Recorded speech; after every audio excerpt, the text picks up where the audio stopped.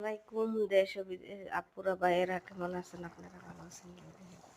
আজকে একটু তরকারি পাক করতেছি আর সাদা ভাত পাক করতেছি। দেখেন তো, এই যে ভাত আর এখানে ফুতায়ের বানামু, ঠিক আছে? ফুতায়েরটা কাইটে করছি। এখন মনে করেন একখান্দা ভাত তরকারি বয়ে দিছি আর একখান্দা মনে করেন ফুতায়ের বানাইতেছি।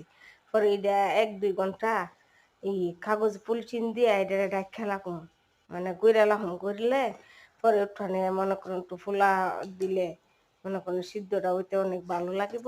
আসসালামু আলাইকুম ভাই ও বোনেরা, আপুরা ভাইয়ারা কেমন আছেন? আপনার ভালো আছেন?